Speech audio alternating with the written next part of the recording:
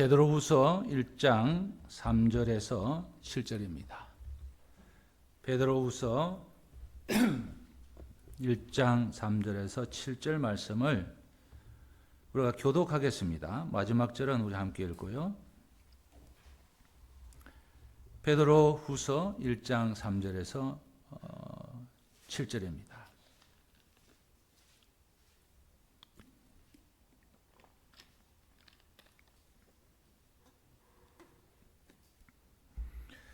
제가 먼저 봉독합니다. 그의 신기한 능력으로 생명과 경건에 속한 모든 것을 우리에게 주셨으니 이는 자기의 영광과 덕으로서 우리를 부르신 이를 알므로 말미암음이라.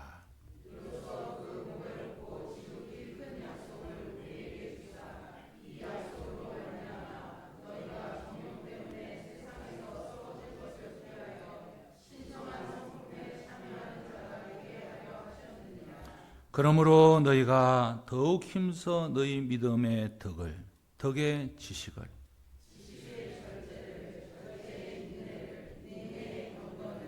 경건의 형제 우애를 형제 우애의 사랑을 더하라. 아멘.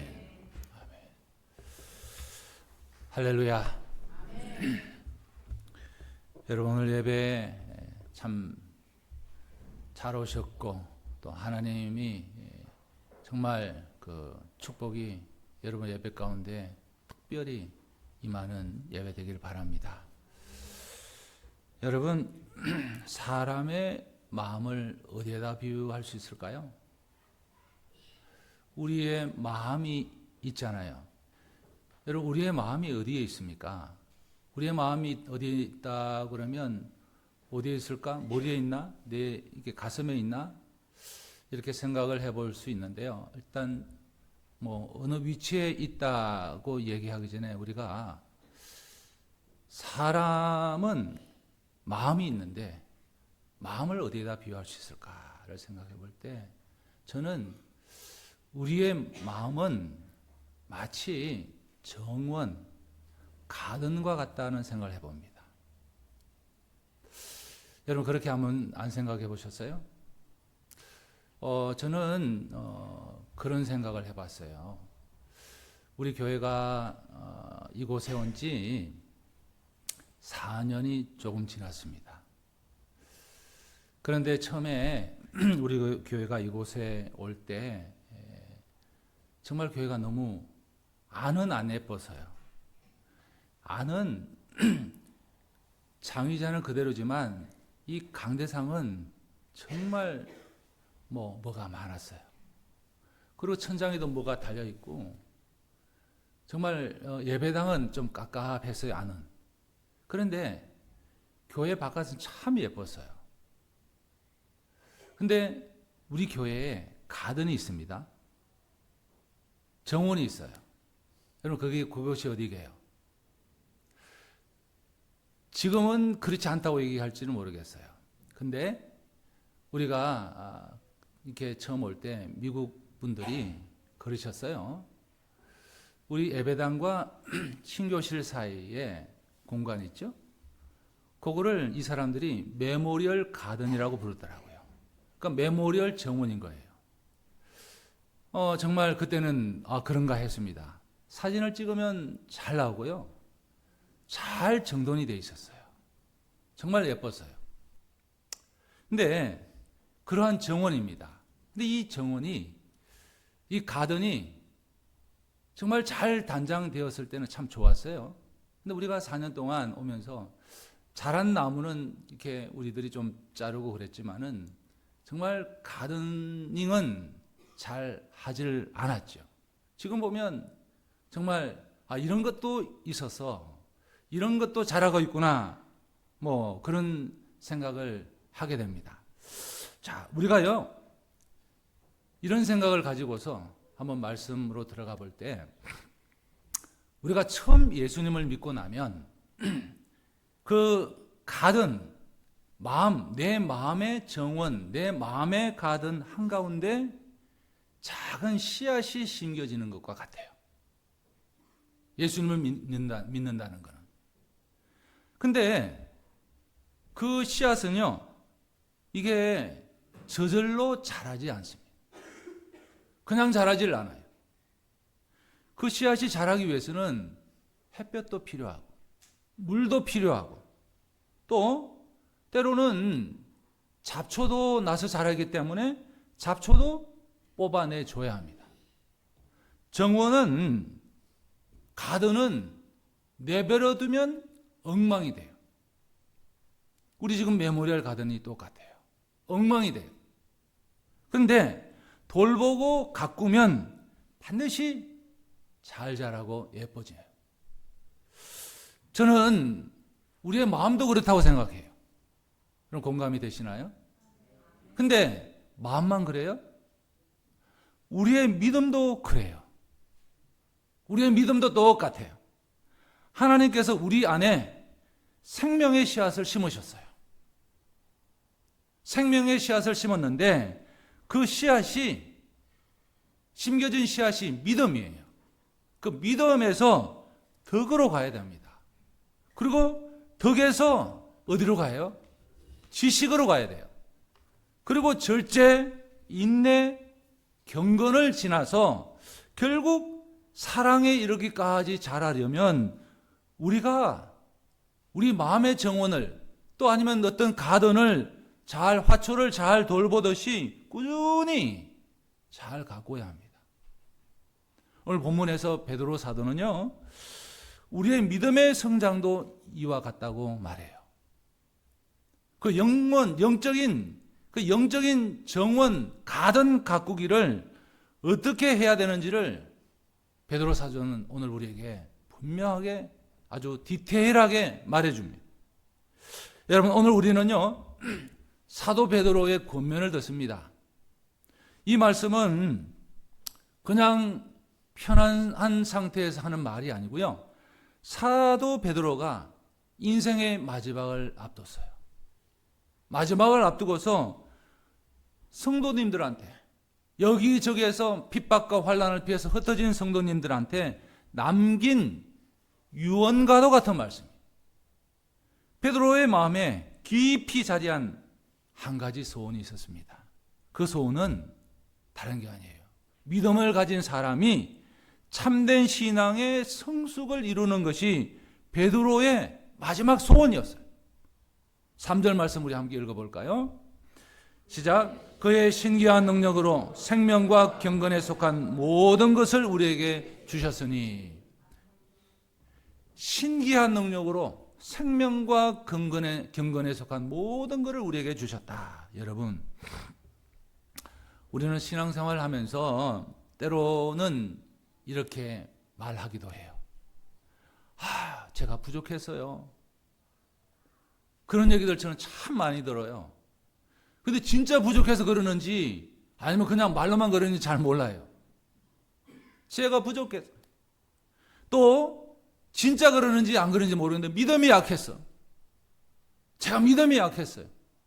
또 이렇게 말씀하기도 해요. 환경, 여건, 내 지금 처지, 형편 안 좋았어요. 이런 얘기들을 우리가 많이 하더라고요. 근데 베드로는 말해요. 뭐라고 합니까? 하나님이 이미 다 주셨대요. 여러분, 하나님이 다 주셨대요. 부족하고 약하고 형편, 환경 이게 아니라 하나님이 다 주셨대요. 하나님이 뭘 주셨어요? 하나님 우리에게 뭘 주셨습니까? 생명 주셨죠? 구원의 은혜 주셨습니다. 우리가 구원받아서 이 자리에 있잖아요. 그리고 우리에게 주신 게 뭐냐면 우리가 그냥 이렇게 있는 게 아니에요. 우리 안에 성령이 계십니다. 성령을 우리에게 주셨어요.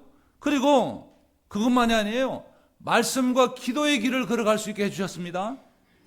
그리고 교회 공동체도 주셨어요. 교회 공동체. 여러분, 우리 섬기는 교회라는 공동체가 귀한가요? 이쪽이 좀 더 귀하다 보시나요? 이쪽은 좀 안 귀하다. 이쪽 분들한테 묻겠습니다. 섬기는 교회 공동체가 좀 귀해요? 이분들이 더 좀 귀하시네요. 제가 이렇게 직접 언급해서 설교 시간에 좀 그러신데, 제가 주중에 우리 이던 우리 형제님을 우연찮게 만나게 됐어요. 근데 제가 이제 여쭤봤습니다.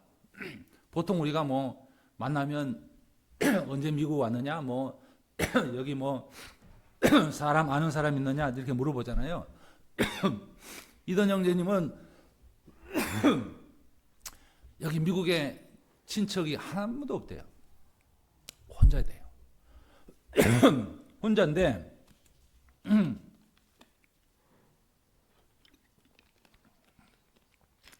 혼자 미국에 이민 온 거예요. 혼자 미국에 이민 왔는데 이분이 교회 인도받아서 나오게 됐잖아요. 여러분, 이제 우리 이던 형제님한테는 이제 식구가 생긴 거예요. 할렐루야. 이게 교회 공동체예요. 식구는 뭐 하는 것입니까? 식구는 프로바이드 하는 겁니다. 함께 돕는 거예요. 살펴주는 거죠. 우리에게 교회 공동체를 주셨습니다. 이게 이던 형제님만 해당되는 게 아니라 우리 모두에게 다 해당되는 거예요. 또 우리에게 뭘 주셨어요? 영원한 소망도 주셨어요. 하나님은 우리한테 신앙으로 자랄 수 있도록 필요한 전부를 주셨어요. 준비해 놓으셨고, 좋은 씨앗도 주셨고요, 기름진 땅도 주셨고, 충분한 물도 주셨는데도 불구하고 그 씨앗을 우리가 우리의 마음의 정원에 심지 않으면 열매가 없는 거예요. 없는 거예요. 여러분, 하나님은 우리에게 은혜를 주셨습니다. 이제 우리가 자라야 합니다. 자라야 해요. 베드로는 믿음의 성장을 마치 오늘 본문 말씀을 보니까 계단처럼 얘기하네요. 계단. 함께 읽어볼까요? 믿음의 덕을, 덕의 지식을, 지식의 절제를, 절제의 인내를, 인내의 경건을, 경건의 형제 우애를, 형제 우애의 사랑을 더해라. 자, 참 중요한 말이죠. 자, 믿음, 여러분 믿음은 뭡니까? 믿음은 저는 그렇게 생각해요. 우리 신앙의 출발점 같아요. 마치 씨앗이 심겨지는 거예요. 하나님을 믿는 순간에 우리는 새 생명을 얻습니다. 근데 그 믿음에서, 새 생명을 얻는 그 믿음에서 멈출 수 없습니다. 멈추면 안 됩니다. 새 생명을 얻은 것으로 만족하면 안 됩니다. 근데 믿음은 출발인데 믿음에서 뭐로 가야 된다는 거예요? 덕으로 가야 된다. 덕으로. 덕은 뭡니까? 덕은요, 아름다운 인격과 선함이에요. 아름다운 인격과 선함이에요. 그러니까 우리의 믿음은 성품으로 나타나야 합니다. 나의 성품으로 나타나야 해요. 우리 주변 사람들이나 이번 가족들까지, 가까운 사람, 먼 사람들까지 우리를 볼 때 여러분 어떻게 볼까요? 우선은 그냥 있는 대로 보겠죠? 저 사람이 아이샤니네, 또 아니면 뭐 저 사람이 키가 크네, 뭐 하네, 또 부자네, 가난하네, 많이 배웠네, 또 적게 배웠네 등등을 볼 겁니다. 근데 우리들을 진짜 볼 때는요, 처음에는 그렇게 볼 거예요. 진짜로 볼 때는 우리의 태도를 봅니다. 여러분 그렇죠? 여러분들도 그렇게 생각하실 거라 믿어요. 우리의 태도, 즉 성품을 보고서 우리를 판단합니다. 틀림없습니다. 그리고 믿음에서 덕으로, 덕에서 어디로 가야 된대요? 지식으로 가야 된대요. 지식은요, 하나님을 아는 지혜예요. 여러분, 우리가 믿음 생활을 할 때 하면 안 되는 게 있어요.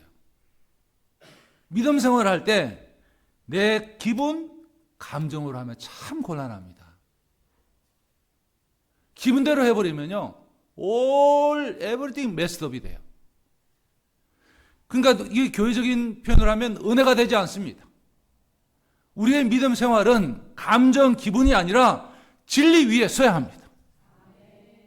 말씀을 통해서 하나님을 알아가야 되는 거죠. 하나님을 알아가는 그 하나님을 우리가 태도를 통해서 여러분 기분이 아니라 보여줘야 합니다.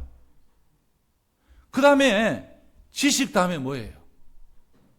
절제입니다. 절제는 뭘까요?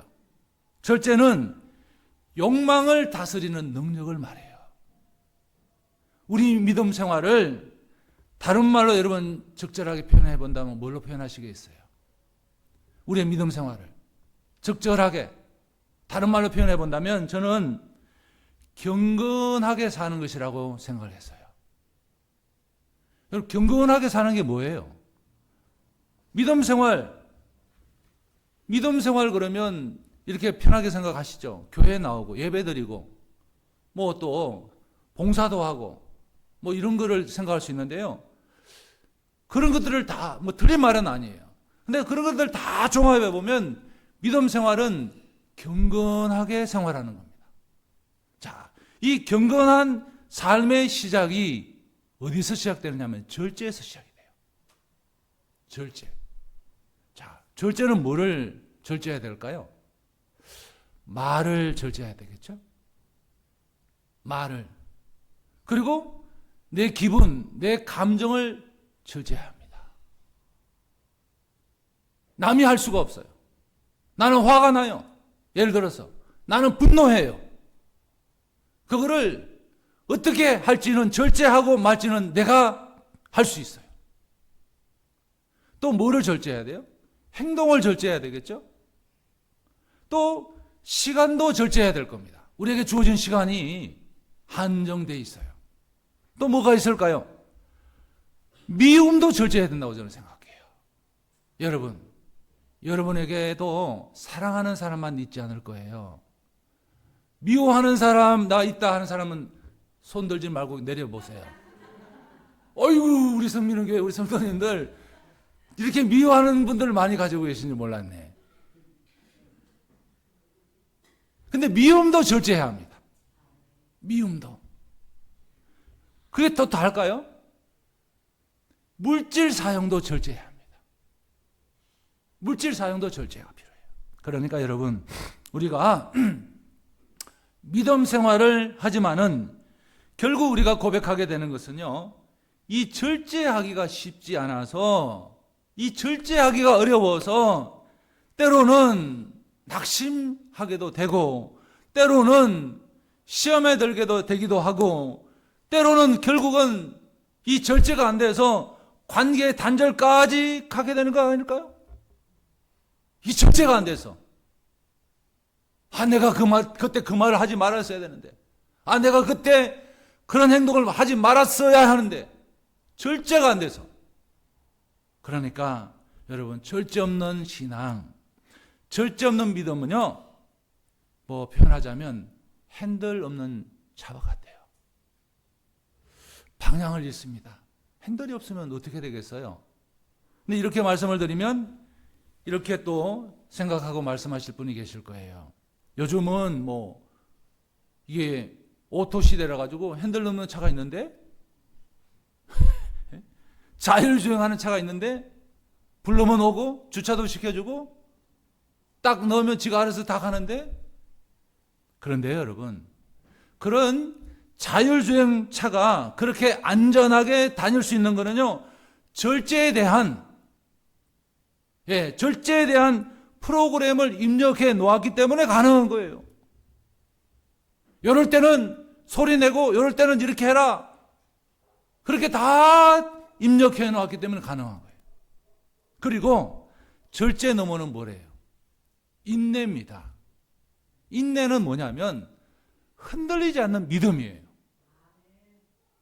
믿음이 있는데 흔들리지 않는 믿음. 여러분 한번 생각해 볼까요? 여러분 자신의 믿음이 얼마만큼 무거울까 한번 생각을 한번 해보신 적이 있어요? 여러분의 몸무게는 다 아시죠? 아무도 모르시는 분은 거의 없으실 거예요. 대충이라도 아실 거예요. 저는 매일 몸무게를 잽니다. 매일 몸무게를 달아요. 근데 이 몸무게가 참 이게 제 몸무게는 고무줄이에요. 어떤 분들은 그 파운드가 항상 똑같다는 분이 있어요. 어떻게 그럴 수 있을까? 저는 정말 신기해요. 근데 저는 안 그래요. 하루에 2파운드에서 3파운드는 그냥 왔다 갔다 해요. 여러분 2파운드 얼마나 무거우신지 알죠? 이게 이 책이 한 2파운드, 2, 3파운드 될 거예요. 이게 여러분 살점을 한번 생각해보면 이게 2, 3파운드. 이 무게가요. 매일 왔다 갔다 한다는 거예요. 제가 어떤 날 저녁을 안 먹고 아침에 일어나면 한 2파운드가 줄어요. 근데 저녁을 제가 어느 때는 라면을 먹거나 짜장면 뭐 이런 걸 먹거나 그러면 2파운드가 아니라 3파운드 넘어가요. 희한해요. 근데 그래서 어쨌든 우리는 몸무게를 다 압니다. 근데 한번 생각을 해보세요. 나 자신의 믿음이 얼마일까? 스스로 한번 물어보세요. 저는 우리의 신앙의 깊이는요, 고난 속에서, 어려움 속에서, 그럴 때 진가가 드러나는 거라고 저는 믿습니다. 그냥 믿음은 표시가 잘 안 나요. 포기하지 않는 힘, 주저앉지 않는 믿음, 그게 여러분 인내가 아닐까요? 자, 인내 다음에 뭐예요? 인내 다음에는요, 경건입니다. 경건은 아까 믿음 생활에 정말 표현을 하면 뭘까라 경건이라고 말씀을 드렸잖아요. 경건은 뭘까? 경건은요, 하나님 중심으로 사는 게 경건이에요. 내가 하나님을 믿으면서도 이리 살 수 있고 저리 살 수도 있습니다. 하나님을 믿으면서도 사람을 칭찬하고 사람들을 정직하게 대할 수 있습니다. 근데 하나님을 믿으면서도 그렇게 하지 않을 수도 있습니다. 경건은 하나님 중심의 삶이에요. 이것은 구체적인 표현을 몰라. 예배하는 마음, 감사하는 마음, 말씀과 기도로 내 삶을 채워주는 삶, 이게 어쩌면 하나님 중심의 삶, 경건이라고 저는 믿습니다. 그리고 경건 다음에 뭘까요? 경건 다음에는요, 형제 우애예요. 형제 우애는 교회의 사랑을 말합니다. 교회의 사랑. 자, 이게 무슨 의미일까요, 여러분? 저는 이렇게 생각되었어요. 형제 우애는 가장 가까운 사람을 먼저 사랑하는 거예요. 여러분에게 가장 가까운 사람이 누굽니까? 안 물어봐도 알죠? 우리나라는 이게 가깝다 그러면 벌써 촌수를 생각하게 됩니다.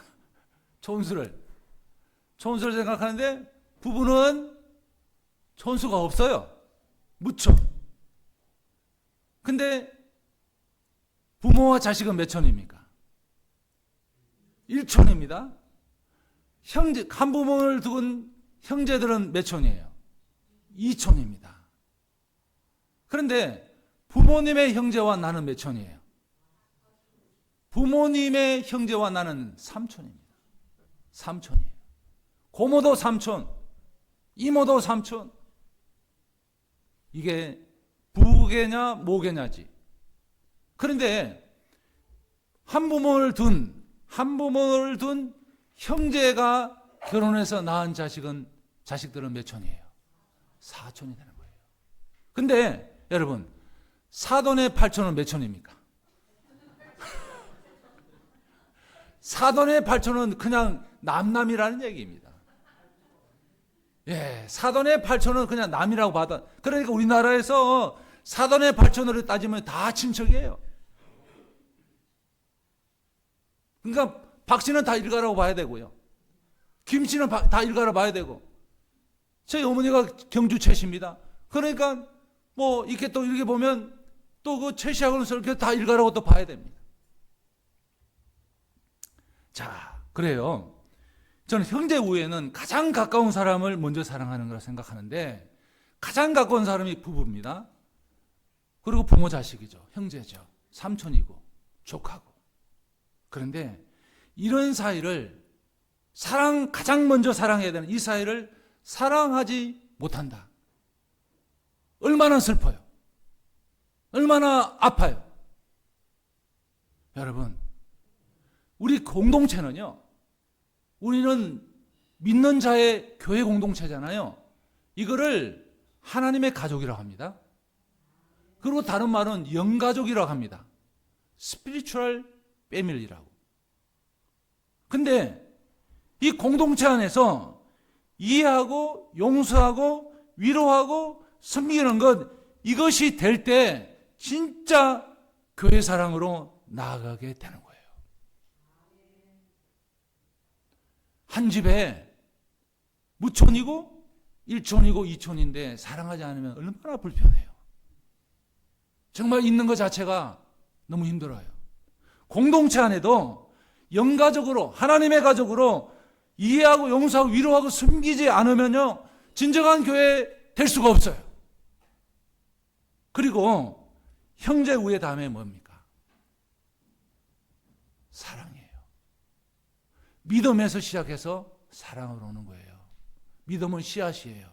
사랑은 뭐 꽃으로 치면 꽃이고 꽃이 피는 거고, 또 나무로 치면 씨앗이, 이 싹이 큰 거목이고, 사랑은 그래서 완성이에요. 이 사랑은 예수님이에요.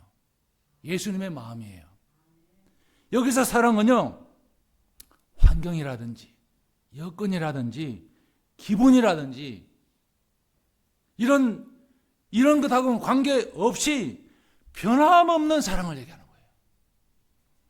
내 기분, 내 상황에 따라 볼 때는 정말 아니에요. 정말 못 견디겠어요. 그럼에도 불구하고 관계없이 변함없는 사랑, 이게 아가페 사랑이에요. 주님이 우리에게 주신 사랑이에요. 희생하고 용서하고 품는 사랑이에요. 내가 기분 나빠서 한마디 할 수 있어요. 기분 나빠서 어쩌다가 욕할 수도 있어요. 그런데 결국은 사랑해야 돼요. 왜? 가족이니까. 여러분, 우리의 믿음의 시작은요, 예수님을 믿는 거예요. 근데 믿음의 완성은 예수님처럼 사랑하는 것에 있는 줄로 믿습니다. 다다음 주 주일에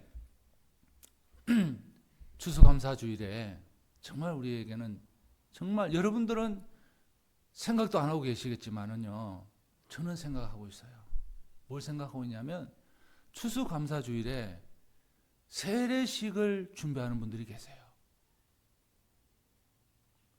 이 세례식은 정말 우리 믿는 자에게 중요해요.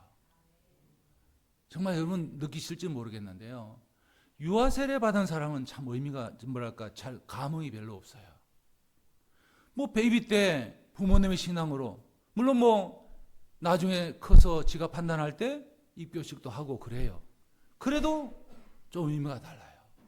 그런데 내가 정말 내 나이 50에 60에 70에 80에 그만큼 살아온 인생을 다 종합해서 이제는 예수가 내 삶의 주인이다, 예수님이 내 인생의 전부다 라고 예수님을 내 삶의 주인으로 모시고 세례받는 거예요. 이거는 그분들에게서 보통의 결단이 아니에요. 보통의 결단이 아니에요. 자, 이분들이 가든에 믿음의 씨앗을 심어서, 그래서 그 믿음의 완성을 예수님처럼 사랑하는 삶으로 살아갈 수 있도록 여러분들이 기도해 주셔야 돼요. 베드로 사도는 5절에 말합니다. 뭐라고 합니까? 너희가 더욱 힘써. 여러분, 그냥 우리가 교회만 나오면 믿음이 저절로 자라는 게 아닙니다. 믿음 생활을 통해서 우리는 영적으로 자라가야 해요. 근데 이 영적인 성장은 자동이 아니라는 거예요. 구원은 은혜로 받아요. 구원은 은혜로 하나님이 거저 주세요. 성숙은요, 순종으로 이루어져 가는 거예요. 기도에 힘써야 되고, 말씀 묵상과 적용에도 힘써야 될 뿐만 아니라 예배 생활도 열심히 잘해야 될 뿐만 아니라 사랑 실천에도 결례하면 안 돼요. 그러니까 성장에는 나의 의지적인 선택이 반드시 필요해요. 잘하려면 우리의 작은 순종이 큰 열매를 맺습니다. 이를테면 하루 한 장의 말씀을 읽는다든지 짧은 기도를 한다든지 감사를 한마디를 한다든지 작은 성경을 한다든지 이런 작은 순종들이요 영적인 거목으로 자라가게 하는 거예요. 제가 지난 주간에 들은 말씀인데요, 정말 얼마나 큰 은혜가 되는지 모릅니다. 누구라고 하면 다 아실 거예요. 제가 이름을 말씀 안 드려도 여러분들은 아마 제 얘기를 들으면 다 아실 겁니다. 이분이 얼마 전부터 자신의 달란트를 가지고 섬기기를 시작하셨대요. 섬기기를 시작하셨대요. 특별히 그 섬김은 음식으로 섬긴대요. 근데 한 사람이 아니라 정말 힘들고 어려운 사람들을 섬기세요. 들어보니까 그분은 우리 교인인지도 모르겠고 어느 분인지도 몰라요. 저는 또 안 믿는 분일 수도 있겠죠. 정말 힘들고 정말 어려운 삶, 정신적으로 뿐만 아니라 육체적으로. 그런데 그 중에 섬기는 분 중에 한 분이 공황장애로 정말 힘들게 사시는 분이 있대요. 여러분, 공황장애가 얼마나 힘든지 여러분 모르셔도 돼요. 이거 공황장애가 생기면요 정말 살아도 사는 게 아니에요. 정말 힘든 그 아픔이거든요. 근데 그분이 우리 교회 성도님이 만들어주신 시원한 김치 드시고요 공황장애가 완전히 치유됐대요. 할렐루야. 하나님이 이 우리 교회 성도님의 그 섬김의 손길을 통해서 한 영혼이 육체적이고 영적인 회복의 역사가 일어난 거죠. 이렇게 작은 순종과 섬김이 큰 열매를 만드는 거예요. 은퇴를 앞둔 어떤 정원 관리사가요 그분한테 그걸 이어받는 제자가 물었대요. 선생님, 꽃은 왜 이렇게 오래 걸려서 피어납니까? 이렇게 물었대요. 그래서 정원관리사는 마스터죠. 그러니까 미소 지으면서 그렇게 답했다나요? 빨리 피는 꽃은 빨리 지고 천천히 피는 꽃은 깊게 뿌리를 내리고 오래 향기를 남기기 때문이다. 이렇게 얘기했대요. 여러분, 사실 우리의 믿음도 이래요. 하루아침에 사랑의 완성으로 자라지 못합니다. 믿음에서 덕으로 가야 되고요. 덕에서 지식으로 가야 되고 지식에서 절제로 가야 되고 그리고 마지막에는 사랑을 더하는 과정은 시간이 걸립니다. 시간이 처술에 배부르지 않아요. 천리길도 한 걸음이에요. 하지만 그 과정 속에서 우리는 점점 예수님의 성품을 담아가야 하고요. 결국에는 세상에 오래 향기를 남기는 그런 삶을 살아야 되는 거죠. 여러분, 베드로 사도는 믿음의 여정을 말씀드린 대로 마치 계단처럼 표현했습니다. 우리는 믿음에서 출발했지만 그 믿음이 멈추면 안 됩니다. 성령의 도우심 속에서 덕을 가지시고 지식을 더하시고 절제를 더하시고 인내를 더하시고 경건을 더하고 형제의 우애를 더하셔서 마지막에 사랑이라는 가장 높은 자리에 이르라고 베드로는 권면합니다. 이것은 우리의 힘으로 쌓아 올리는 도덕적이고 세상적인 성취가 아닙니다. 될 수가 없습니다. 이거는 하나님의 거룩함에 참여하는 것이 돼요. 천국 백성이 되는 거죠. 우리가 어찌하든지 여러분 힘들지라도 저도 목회하면서 목회가 녹록하지 않잖아요. 그러면 얘기하는 분들이 있어요. 목사님, 우리는 더 힘들어요. 그래. 목사님 육수 자르면서 일해봤어요. 그래. 그 말엔 제가 무너지죠. 제가 공부할 때 이리저리 아르바이트는 해봤지만 육수 짜면서 이렇게 하면 저는 할 말이 없어요.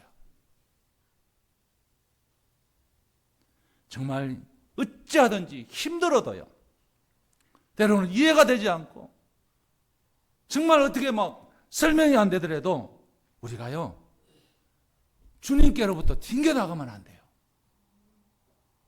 주님께 붙어 있을 때 성령이 우리 안에서 이러한 귀한 일들을 이루어 가시는 줄로 믿습니다. 이제 여러분과 제가요, 결단할 건 단 한 가지밖에 없어요.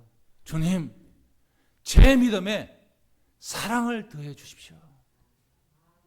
오늘도 예수님의 성품으로 자라가는 내가 되게 해 주십시오.